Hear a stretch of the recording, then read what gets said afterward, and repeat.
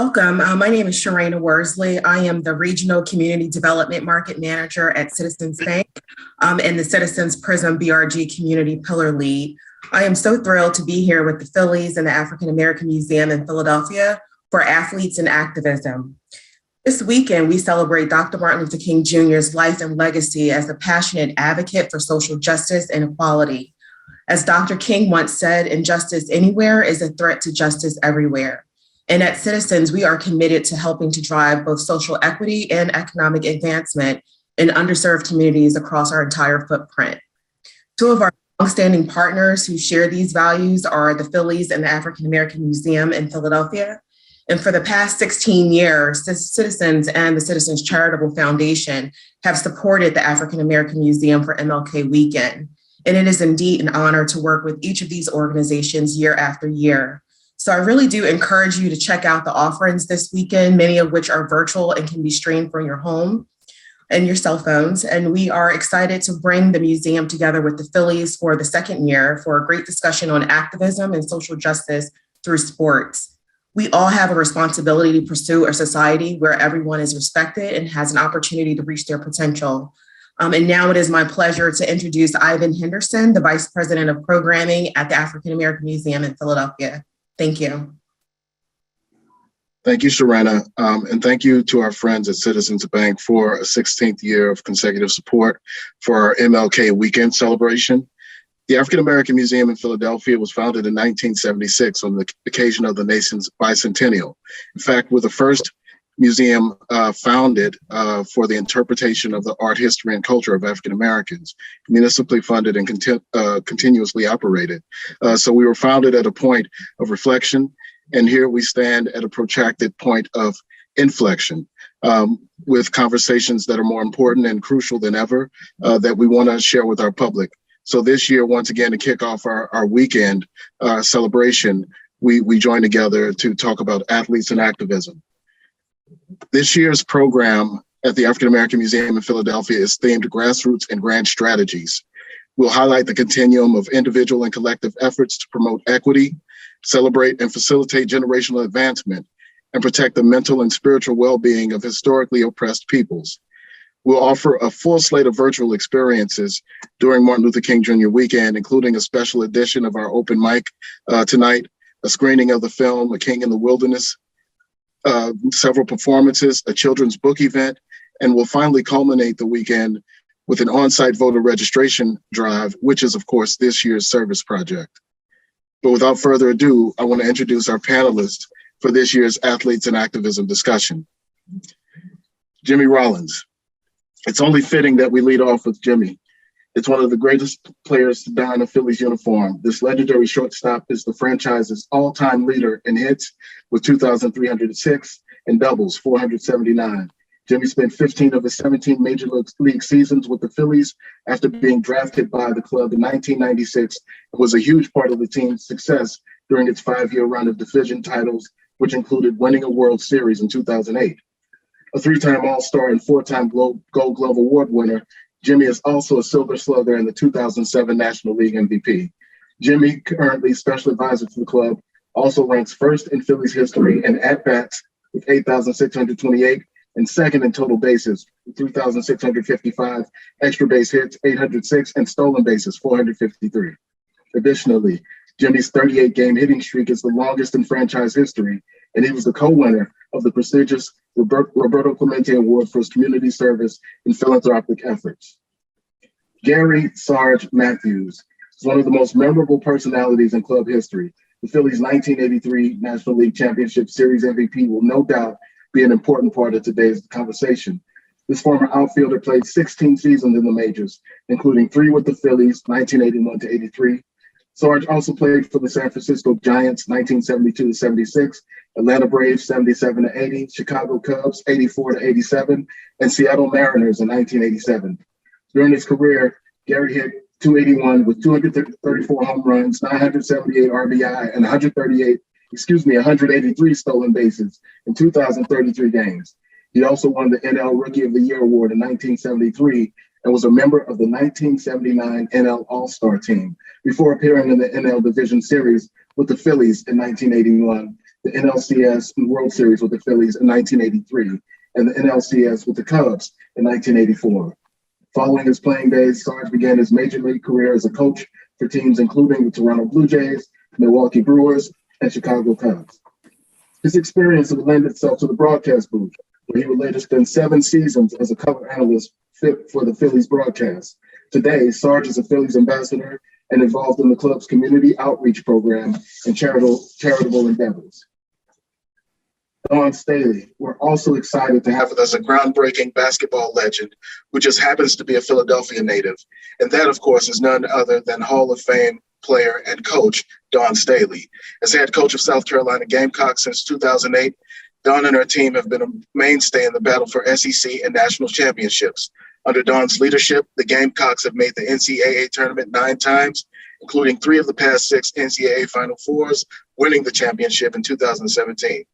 Dawn was also named National Coach of the Year in 2020, and her team continues to be ranked number 1 in the country, with sights set on another national title. She is also coming off a recent gold medal from the Tokyo Summer Olympics, where she guided the Team USA women to the top spot, winning her first Olympic gold as a coach and her 4th overall, including 3 she won as a former player. Prior to South Carolina, Dawn made her coaching debut at Temple University in 2000, helping the Owls reach the postseason 7 times in her 8 seasons on the bench, including 6 NCAA tournament appearances. With 172 wins and 80 loss record, Dawn left Temple as the winningest coach in its women's basketball history and was the fastest to reach 100 victories. Her avalanche of accomplishment, as the Wall Street Journal recently called it, includes her time at the University of Virginia as a point guard, where she was named National Player of the Year twice, as well as with the WNBA, where she was a 6-time All-Star. Her legacy on the sport includes being enshrined into the Naismith Memorial Basketball Hall of Fame in 2013 and the Women's Basketball Hall of Fame in 2012. In the summer of 2011, the WNBA recognized her as one of the league's top 15, honoring the most influential players in the league's history. Harold Reynolds.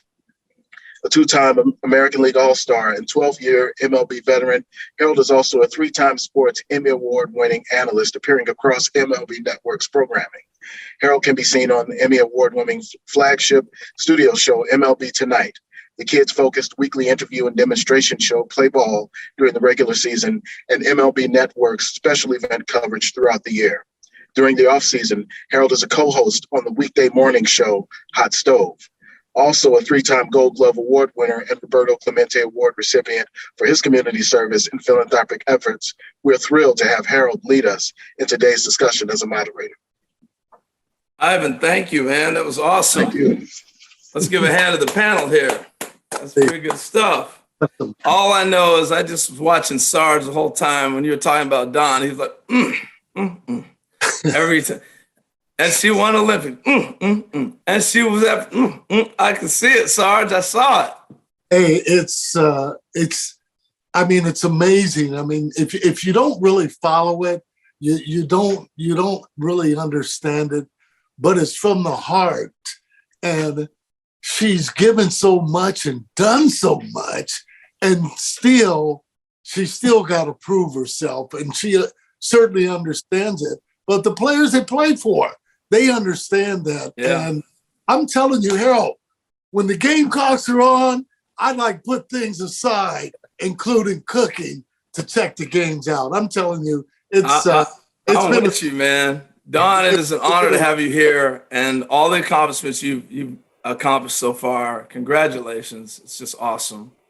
So we're going to hear a lot from you today because I got a ton of fan questions, and it seems like Dawn Staley. So I'll let you say a quick intro and hello to the fans real quick. I just want to say thanks for having me. Obviously, it's a platform in which we need to have these uncomfortable conversations so we all can learn and grow. We all don't have to agree on everything, but we have to agree to disagree agreeably. And yes. I think these platforms allow us to do that. So looking forward to learning, to hearing from some Philly greats, and just learning and growing and be better. Yeah, no doubt. I'm talking about Philly greats. Jimmy, just hearing all your numbers there. For all you don't know, this is the first year on the ballot for Jimmy Rollins for the Hall of Fame. So I think we're looking at a Hall of Famer, maybe not this year, but at some point, that young man's getting in, no doubt. Jimmy, I was looking at something real quick. I'll let you say something, but 2007, you were National League MVP. Listen to this. He had 30 homers, 41 steals, 20 triples, 38 doubles, scored 139 runs, and won the Gold Glove. Playing shortstop when they said, hit the ball on the ground, Jimmy. Hey, you know how that is. You know how that is. Thanks. This is an honor to be here with Sarge and Don, and obviously you, H, who always pumping the brother up, making him feel good. But yeah, reflect on that season. What was the favorite part of that season? Was my 20th triple and hearing Sarge go absolutely bananas as I slid in the third. I mean, I can watch that highlight. I don't have to see the hit. Just the last 90 feet of me going from second to third in yards. Yes. I mean, he was so pumped. I always loved that moment. It was a heck of a year. But on what we're talking about, I'm looking forward to learning. Don, thank you. You have 3 daughters. So you're setting a precedent that has never been set before, breaking, barriers down and just doing things that, unfortunately, they're not allowing, the male counterparts a chance to do, and that's build a program. We have such a short rope where you've, proven that it can be done. So thank you for that also. Yeah, we'll definitely dive into that part of the conversation. And then my quick intro on Gary the Sarge Matthews. Nobody had a sweeter finish on a swing. He hit a ball and he'd go like this and shake his hands and drop the bat. And so I got a chance to play with him. It was my first All-Star season. He was in Seattle on the team. And so we're getting ready to go on a road trip. First road trip I'm on with Gary Matthews, and we all got our suits on, but nobody's as clean as him. You see him right now. But he'd top it off with this. I just brought the hat just because I knew Sarge was on today. If you don't have the hat, you're not finished product. He used to say that all the time. Go ahead, Sarge. Oh, gosh. Well, that is really showing homage to the Black Negro League players that actually played before me. I've had the honor to be able to meet a lot of them before they died. They never complained. They were always dressed with a tie on, shoes shine, and they had a nice fedora on. So I've been wearing fedoras really since high school. I'm really kind of somewhat old school, but when you're around the younger players, like J-Ro, I wish we could really get into that. You don't understand this 2007 season where he took the whole team on his back, and there were guys that were hurt. But we'll get into that another day. But I like the hat. But listen, maybe I'll get your size after the show and send you a couple so you'll be able to represent. Got that right. You got that right. Hey, so let's dive in today. We're going to talk about some social issues and really kind of where we're at as we start 2022. I remember last year when we gathered, we talked a lot about George Floyd. He just recently been murdered, and that was still going on. And since that time, police officers have been convicted. We've watched a lot of things happen in the country continue. I want to start this Martin Luther King weekend, though, talking about Dr. King, and then we'll cover a lot of other things that are going on. But Gary Matthews, Sarge, when Dr. King was alive, before he was assassinated in 1968, you were of age in a sense in that you were able to understand what his speeches were and see what was going on in the country. Can you give us a little taste of what that was like when he was on the earth and sharing and talking? Yeah, it was, for me, Harold, at that time in 1968, I had graduated. It was actually devastating.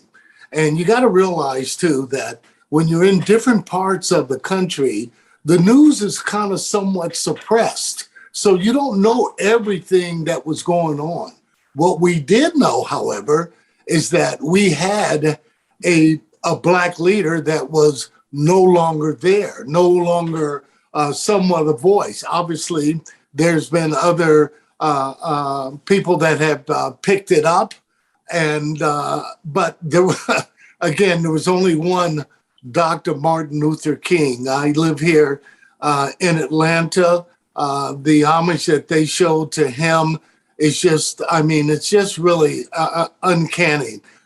Like he said, too, your work is never going to be done. you can never really have too much education. And, my mom used to always tell me, treat other people like you want to be treated. And I live by that. My kids live by that. And sometimes when things are going around you, it's not the same. But he was an impact, and not just for me, but for a lot of people that had really no hope.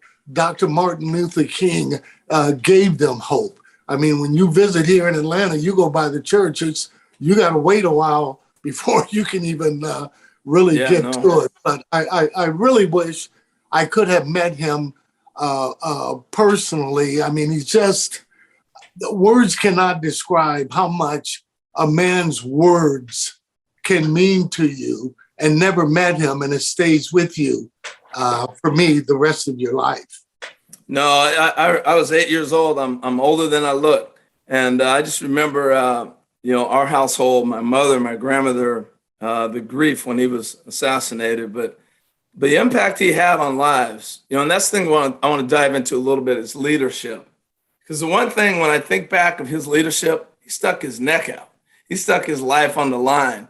And when you lead, you're always going to be having to stick your neck out there. And people may not always agree with you, but you got to have conviction with what you're standing up for and wanting to lead about. So I'm going to go to Coach on this one. And Don, here you are leading young people today. How different is it having to lead as a coach than when you were leading as a player? Oh, it's much more difficult to lead as a coach nowadays. And this is my 22nd year being a coach. And I've seen the different eras of generations of players.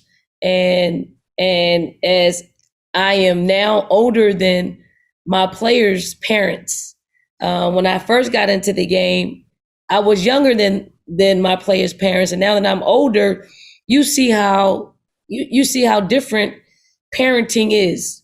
And what's the same though from, day one to year 22 is the amount of communication that I have with their parents. Because you can talk to their kids every single day and you're in their lives on a daily basis.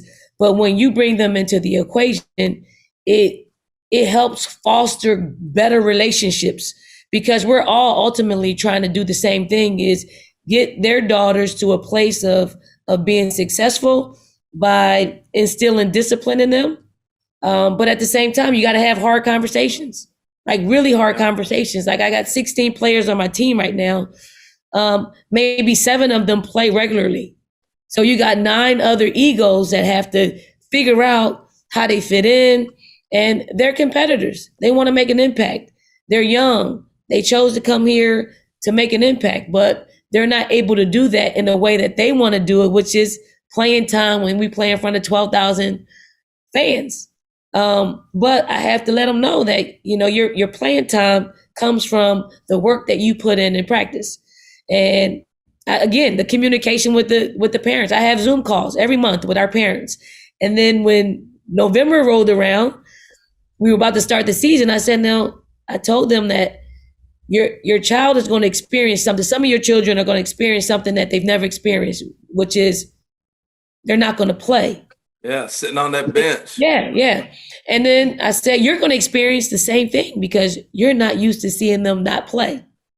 But right. if you just having an appreciation for the process and the journey, when they develop to that, these aren't even going to be memories that you're going to remember. You're only going to remember the sweet time that, your kid is going all to the WNBA and playing overseas and making money and raising a generation of wealth that is very different than how they got their wealth. So it's changed, but it's super cool because it's a challenge every day to get them to believe and to get their parents to believe in the journey of being an athlete.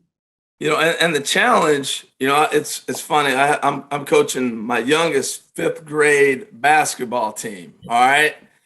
And I'm telling you, yesterday in practice, they all think that they're supposed to have the ball and they're supposed to shoot.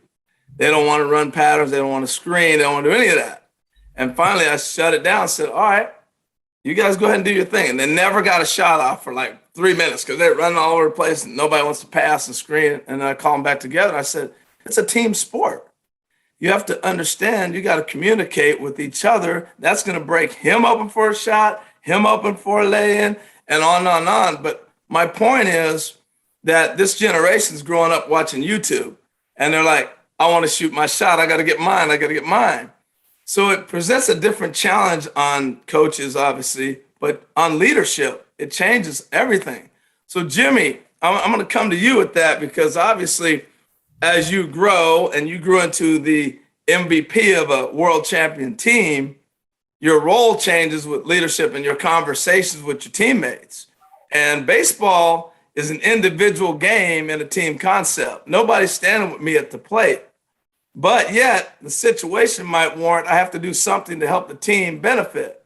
So how did you deal with that when things started changing that way? That's a great question. Thank you. No, that's fine.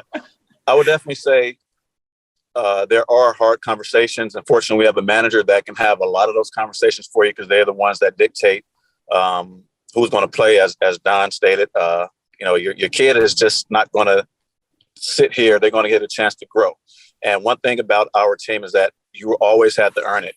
I mean, I understood my position was safe, but most positions or half of them is like, you're going to earn it. If you're the starter, it's because you earned it. And if some guy takes your spot, it's because he earned it.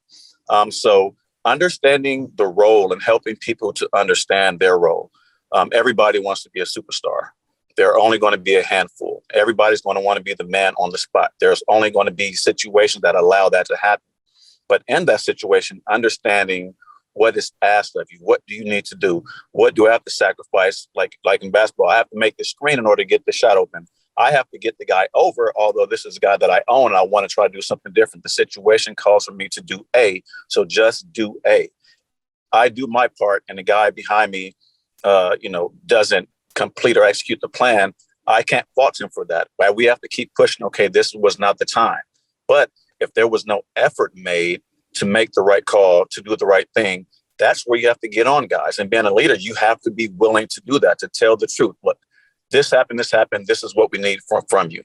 And also lead by example, that when it's your turn, that you have to make sure that you're putting yourself and the team in the best position to win. And it is baseball, an individual sport and a team concept. Because when I'm at the plate, I'm on the mound, I'm still in that bag, I'm catching that ground ball. You can't help me. There's nothing you can do.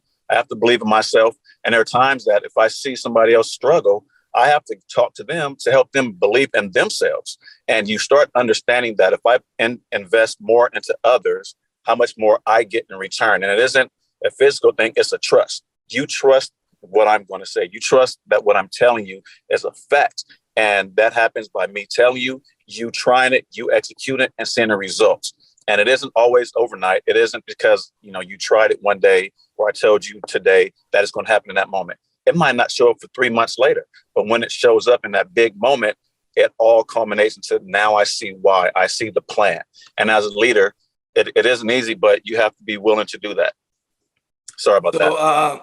No, that's really good stuff, and no doubt about it. So Sarge, I want to jump the subject here to personality, because you played with some personality and some flair. But when you played like that, you stood out. It was like, oh, look at this dude. He's cocky, he's arrogant. You got to back it up, right? But kids do that today, and it's like, he's cool. Way to go.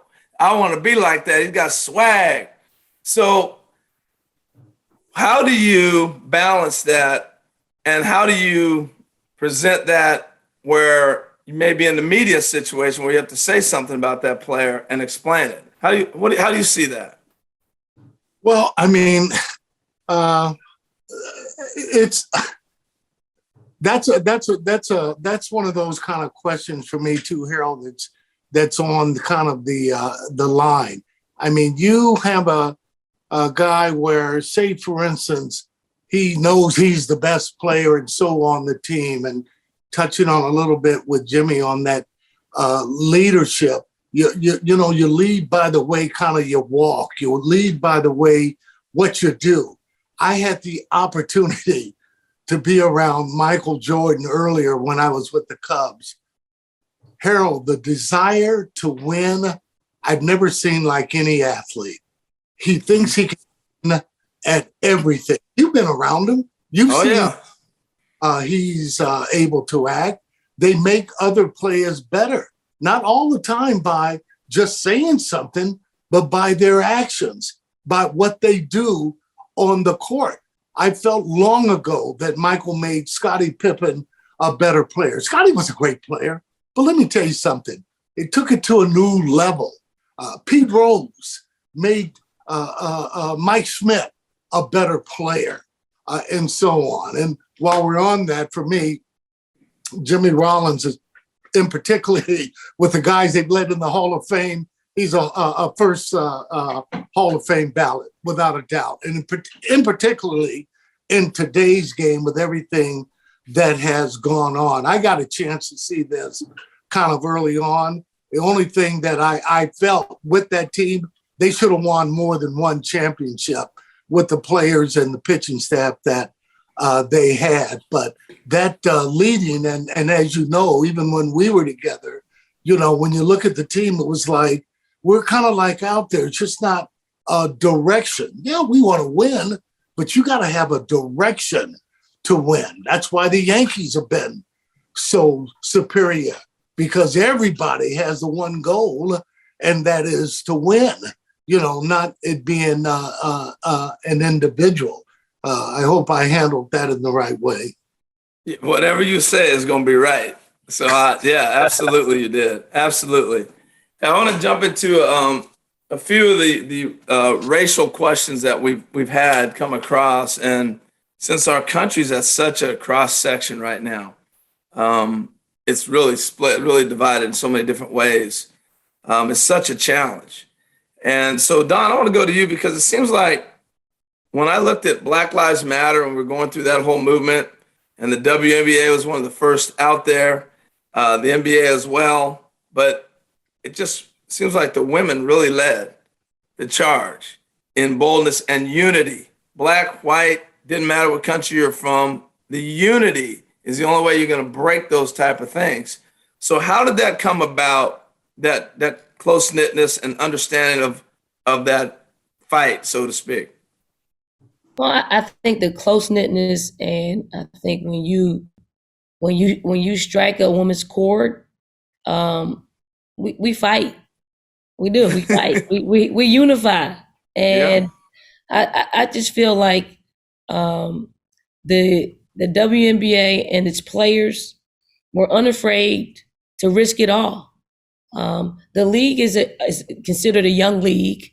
The leaders of the league could have pushed back and said, "Hey, you know, look, we're a young league. We want to get this thing going. We want to get this thing, you know, some longevity in the sports arena. You know, pipe down." But instead, you had leaders who gave those women an opportunity to utilize their platform, and they felt like the senator that spoke out against the WNBA and one of the owners spoke out and said, you know, basically the players have their own place, and politics isn't one of them, you know? So I think when you tell them no, they fought back, and they fought back in a way of increasing voter registration. And in the end, they got enough votes to vote her out, you know, and vote their pick in.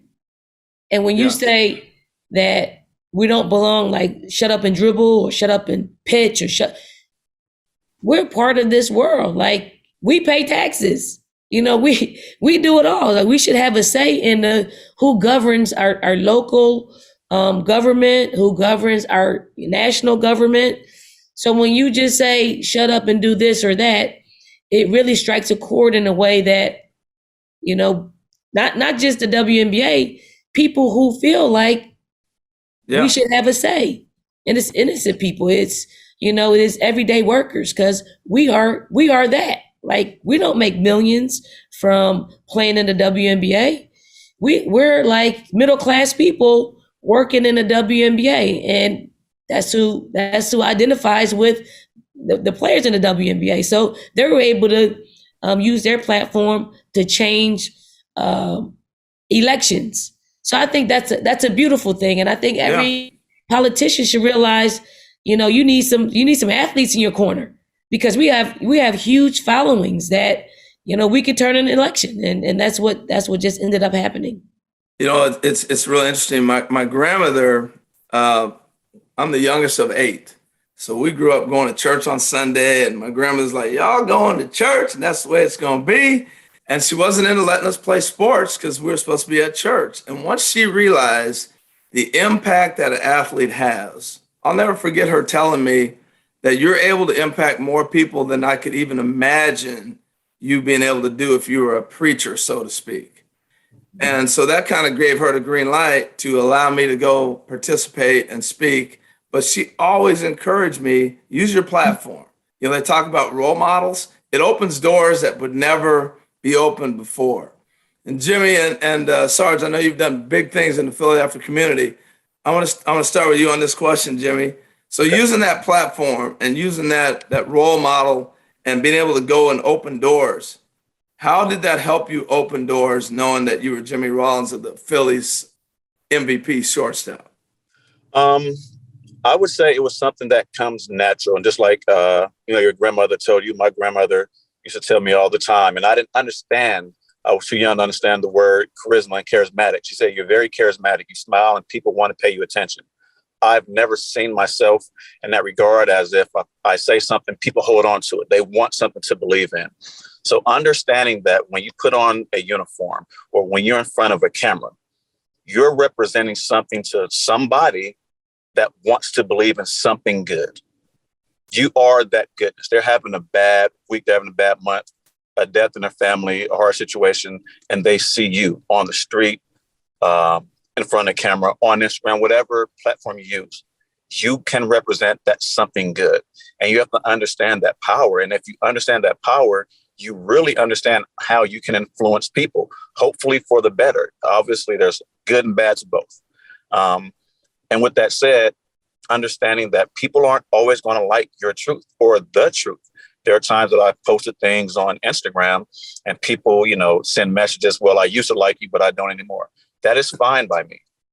If it took for me to say what the truth is for you to say you didn't like me, that is okay. I have no problems with that. I don't know you. You don't know me. I'm speaking my truth. But for someone who needs to hear this from me, I did the right thing. You're not going to win everyone over. So understanding that power, understanding, from what my grandmother said, you're very charismatic, to understanding, what that word means now, it has definitely impacted on the way I handle myself, the way I speak. When I present myself in public, there are times you just don't want to be nice. You don't have the energy that day, but someone is always looking, and give them something good to say, give them something to believe in. So I've always tried to live my life that way. I've made plenty of mistakes. Of course, we all have. I'm not claiming to be perfect, but I always try to be honest. I like that. Sarge, go ahead. Let you jump in. I like what Jimmy was saying about his grandmother. I really feel that he's been that way all his life. This is something that, he didn't have to kind of be an actor with. There's certain things, really, Harold, that give you a chip on the shoulder. For instance, saying, you can't do it. Or and I'm sure Jimmy has heard of this, hey, you're too small. Well, when you hear things like that, what happens is that you carry that so that you don't need any inspiration. They've already said you can't do this or do that. And I mention those players because those players aren't big in stature. They're huge with their heart and being able to lead people. And you don't have to be 6'4". You can be 5 foot. How tall are you, Jimmy? 8? 7, 5'7". And so on, to be able to have people follow you in a way where they know you have good with them. And like he said, you're not going to win everybody over. The one thing, though, you can do is always really believe in your convictions, give 100%. Hey, and when it comes out like that, that's all, I mean, you can do. At the end of the day, in the mirror, when you played your game, if you can look and say, hey, I gave it all I had, win, lose, or draw, hey, that's the kind of person I want really on my team. It's a joy to be around those people too. Jimmy, you're 5'7", man. The way you carry yourself, I thought you were 6'3". I didn't know. Me too. Man, I wish. It'd be nice to be 6'3". 5'7". Like Sarge. Hey, Don, you got to have somebody you've come across, played with, coached, or just a friend that has that uplifting personality. You know, that person that they haven't had a bad day. I've had a lot of them actually, and actually, I just started a podcast, and she was my first guest, Lisa Leslie. Like Lisa Leslie has never had a bad day. Like she was my roommate. We were USA basketball teammates. Like till today. Like I can text, I can call her.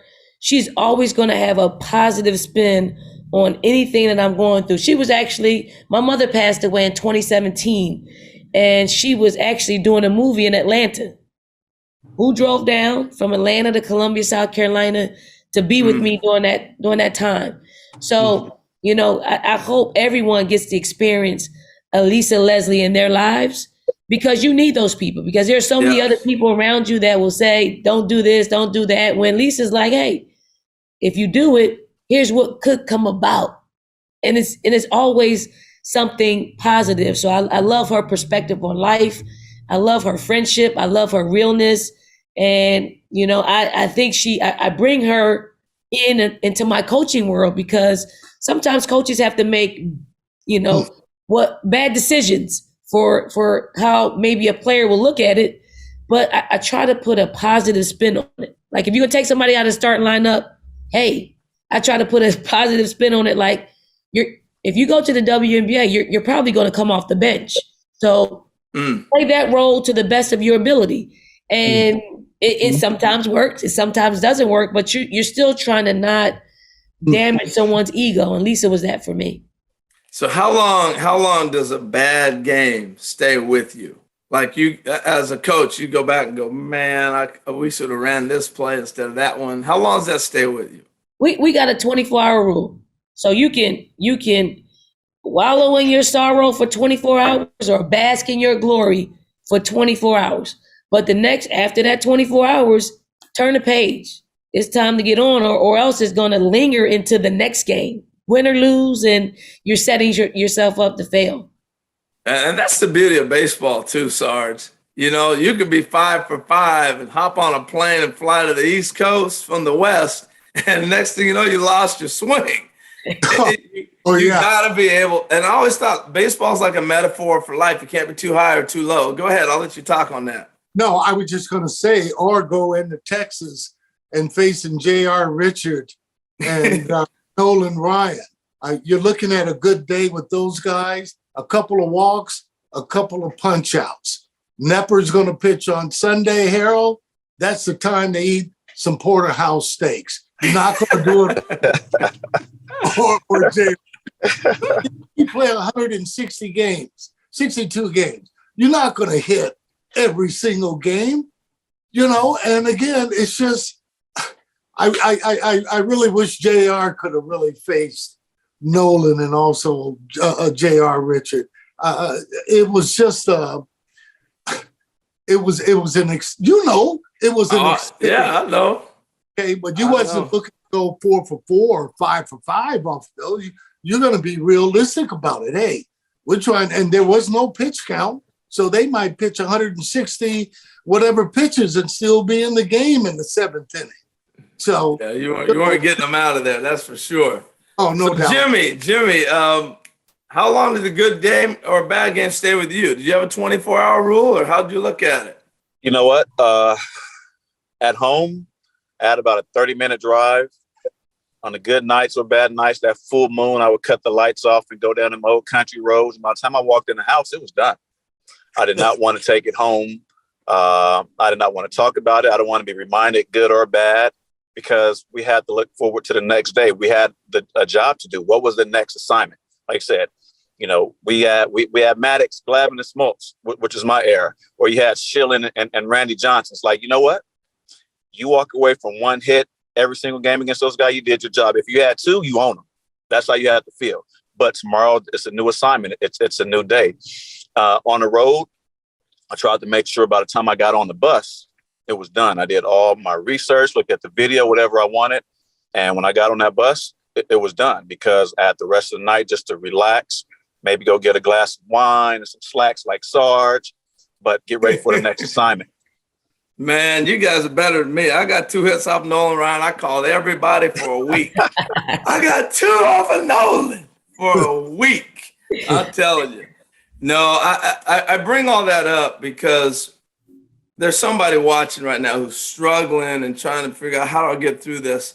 There's a better day coming. There's another day. And that's the beauty of what we're doing in sports, is you get up another day to go compete, and you can make that negative into a positive and just continue to change it. So I think that's so encouraging, so important as athletes.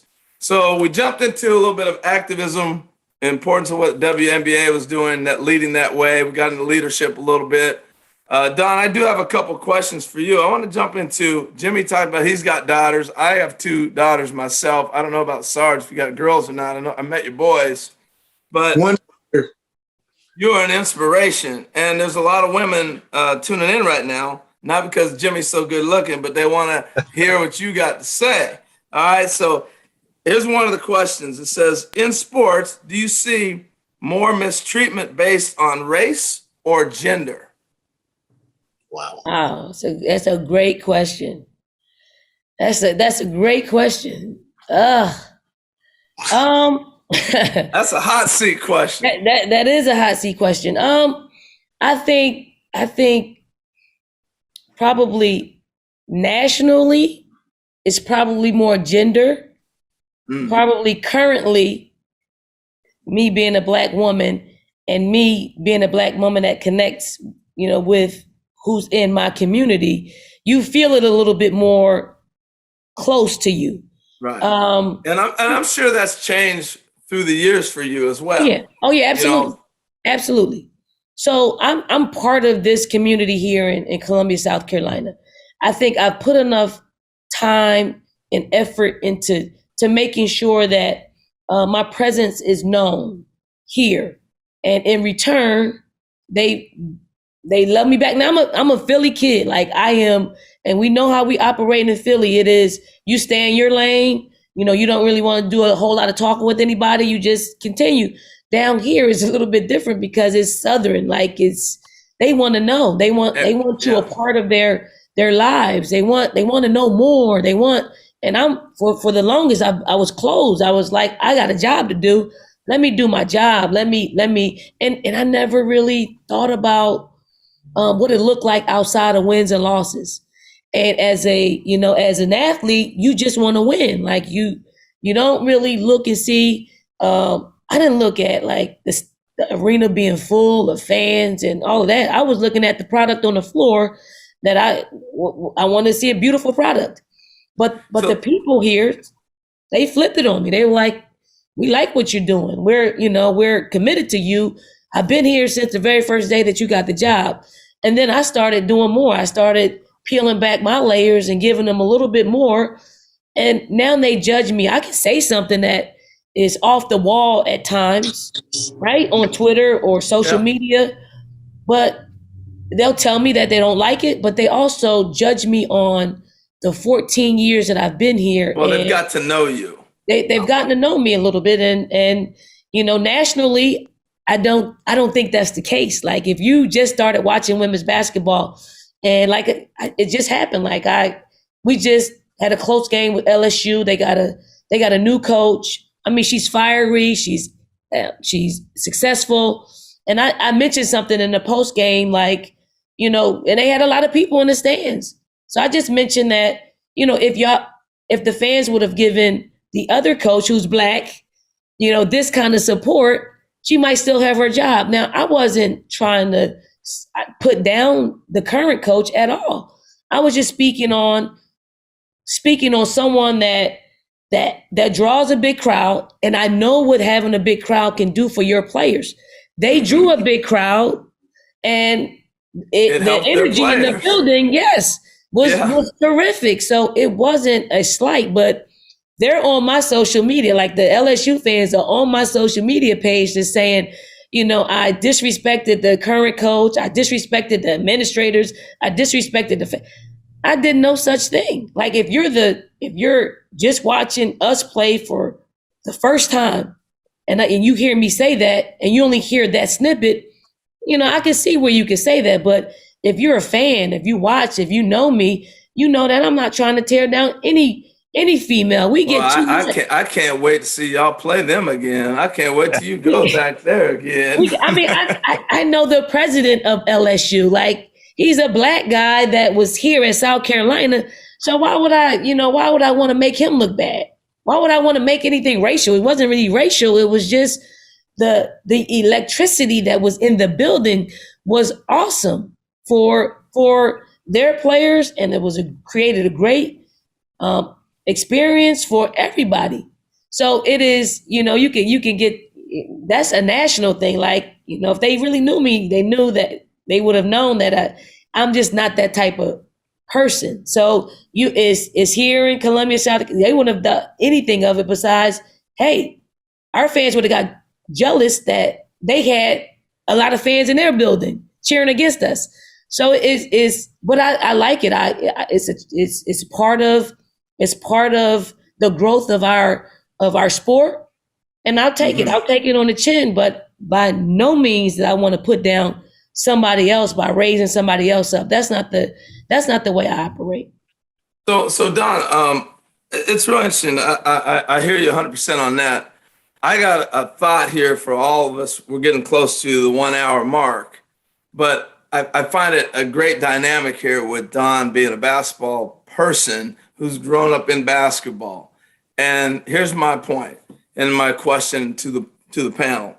So we've watched the numbers in baseball dwindle with African-American participation. Sarge talked about he wears a fedora because of Negro leagues. Black people were huge baseball families. So when I broke into the big leagues in 1983, I had 15 African-Americans on my major league team. And today you're lucky if you get 2 or 3. And I know there's been a big influx of Latin player increase and even Japanese players, and it's more global than it was, but the numbers shouldn't be that low. So I always hear, well, they're just going to play basketball and, they're going to play football, and that's the excuse. So I got a twofold question, Don. I'm going to ask you this, but I'm going to let these guys answer first. So Don, what is basketball doing to help increase their numbers of African Americans, particularly watching women's basketball? Hold on to that, because I've watched it go from a lot of black kids are now playing women's basketball, as I see around the country. So Jimmy and Sarge, how did the numbers get to where we're at? I see it starting to turn around, but how do we get here? And I'll start with the elder statesman first, Sarge. Well, I think it's simple for me, Harold. General managers. The general managers do the hiring. Okay, how many black general managers do we have in the big leagues, in the major leagues? The last time I can remember, Tony Riggins with the Angels. I do know we have some Latin folks, but until we can get, guys wanting to be around baseball even more, like J-Roll, being in those spots. They're not J-Roll, those guys aren't coming to be a hitting coach and this and that, but it might be intriguing for them in learning or being able to be a general manager. Who knows better players, the guy played shortstop and among other players on what guys can play. So personally for me, until they can get to the spot where they're hiring general manager spots, president spots, having something to do with bringing in people, that's how, personally, for me, you would make the change. Yeah, it's good. Take it, Jimmy. Hey, H. Oh, man. I think just looking at it all, that, the history of our culture in America, we've always been the performers, never the leaders. They'll hire us to perform. We can execute and prove, give ideas, show that we have what it takes, show that we're more than adequate to be in a leadership position. But we're just performers. They'll bring diversity hires, which I hate that word, diversity hires. Hire me because I'm capable of doing a job. Hire me because I've proven myself, not just to add a person of color onto your staff or a woman onto your staff. That's not how it should be. But as long as, the network stays the same, as Sarge was saying, the people that are making these hires, the people that are making that decision, if that network stays the same, I don't know how we can change that narrative, because we're not in control. And then once we're in control, how does it look? The pressure of, okay, I'm a woman or I'm Black. I'm going to bring other Blacks on. I'm going to bring other women on. Now the pressure's outside. Well, you're making all these decisions and you're basically doing the same thing that we've done to you, but it's not okay. That you want it all Black. Well, you guys kind of wanted it all white.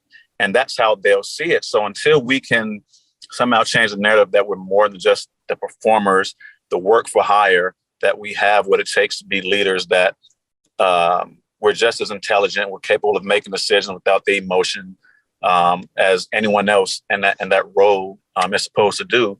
I don't know how we change it. And I think it's something that'll be that lasts at least my lifetime for certain. I look at, we're still fighting over same matters that Dr. King was fighting for, with the same message. And it goes from afros to black and white to jewelry and diamonds and music videos. And it's the same message. Give us respect. We're men, we're women, we're human. But until the powers, that be can really look at us that way, I really don't know. I don't have an answer as to how that changes. Wow, that's powerful stuff. Don, I asked you, what is basketball doing to get it right? And, just jumping off of Sarge's point real quick, you mentioned there's a Black athletic director at LSU, one of the biggest colleges in the country. President, even greater at LSU. So those leadership positions, I fully follow what he's saying, but what's basketball doing to get this right? Because I've watched the numbers increase. Well, here's the thing. We don't have a reduction in the amount of Black athletes playing. There's a reduction of who coaches them, if they're Black, if they're minority. And it's the same narrative. It is who's doing the hiring, like who's doing the hiring of coaches. It is more than likely white ADs. Right. So they're the decision makers. And until it is, until it becomes a more popular right decision to hire a Black coach. And I do feel like there should be, I don't think it should be all. I think there should be more Black coaches coaching the majority of who's playing, because we're not trying to just win games and championships. We're the ones that have to help them navigate through life as Black people. Like when my players, when they come play for me, it's more than just winning and losing. It is, hey, everything's not fair. You're gonna have to learn how to navigate as a Black woman. That is making less on a dollar as a white male, making less on a dollar as a white female. That's hurtful. That is psychological hurt and pain. But you got to navigate through it. Like I've been very fortunate in that the timing was right. Like I decided to risk asking for pretty much equal pay. Like I wanted to get paid very similarly to my male counterpart here, because we've had sustained success. And why not?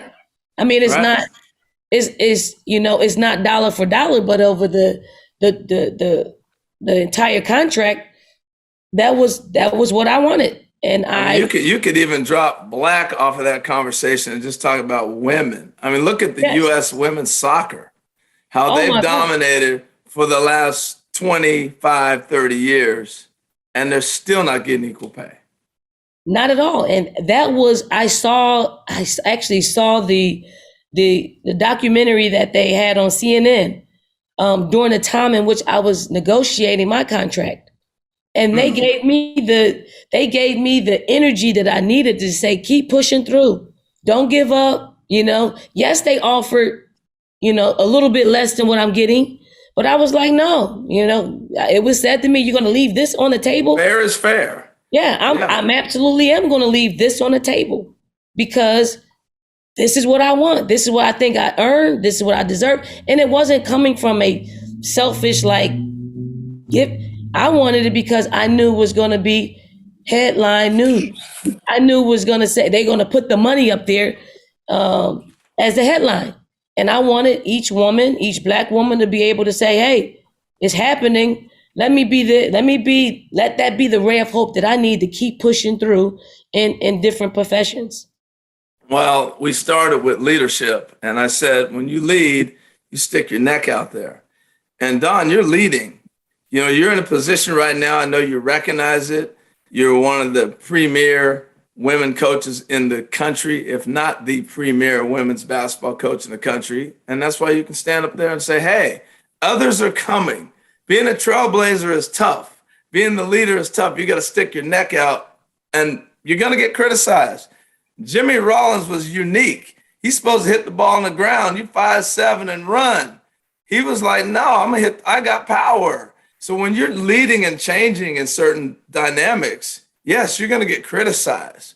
So keep doing what you're doing. I'm so glad you stood up and said, nope, I deserve the contract because one of my daughters is sitting in here going, hey, I got paid because Don Staley opened that door, and that makes me feel great. So we're all blazing trails, and that's why it continues, and Jimmy, I thought it was pointed what you said. We're saying the same messages and doing the same things, and we got to just keep pushing. So I'm going to end it with this.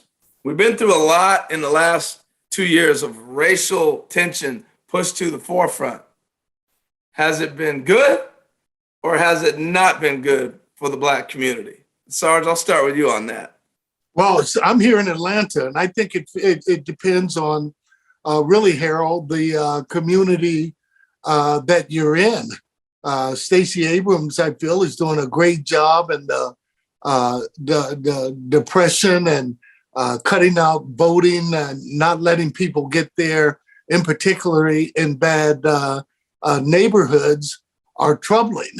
I just think, again, it's just a sophisticated way of really keeping us down. But, like my mom instilled in me, we got to be twice as good. You got to go twice a mile.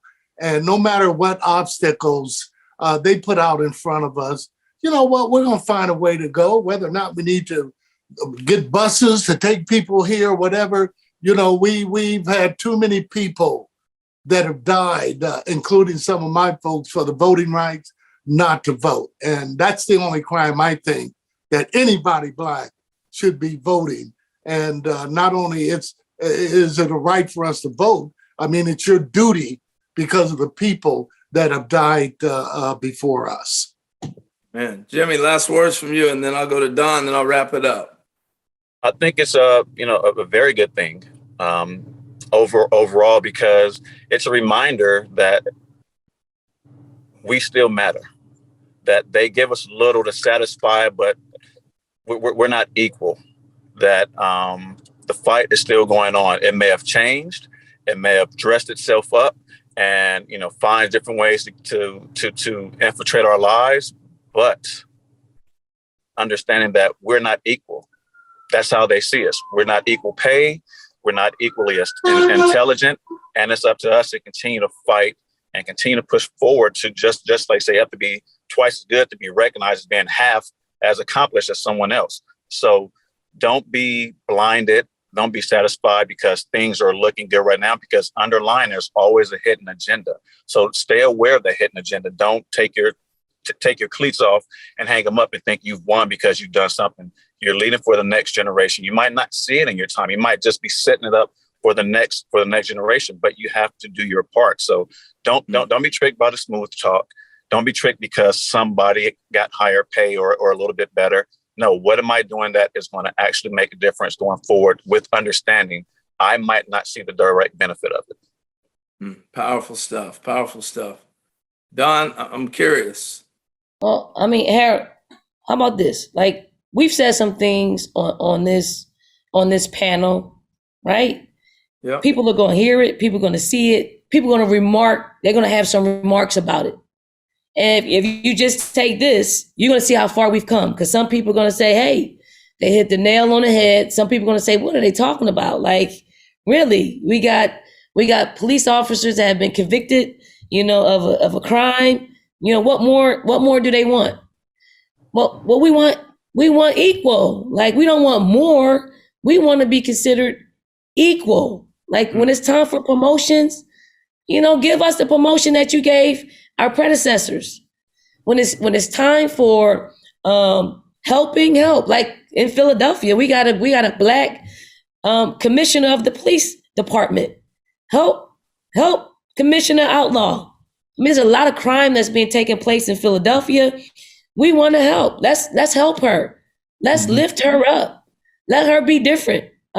So we've had uncomfortable conversations, and we have had some things that happen that seem fair, but it's a long time coming, but we got so much more to make up for lost time.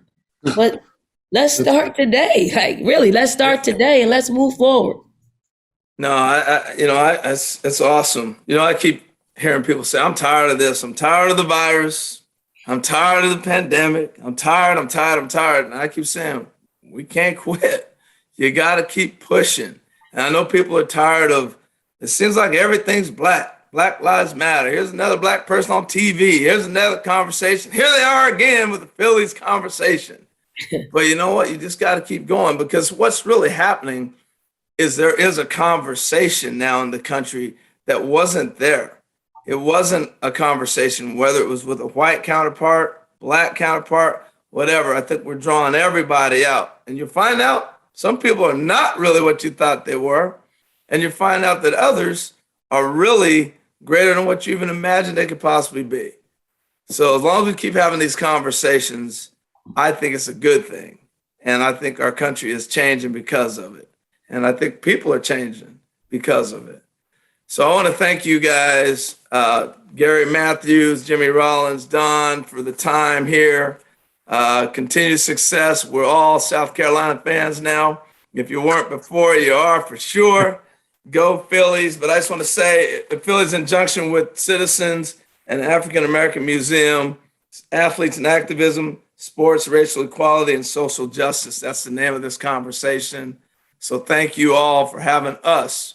And we appreciate you all watching. And yeah, send your comments. I see Don ain't worried about them. Send them. Appreciate the leadership, everybody. Thank you.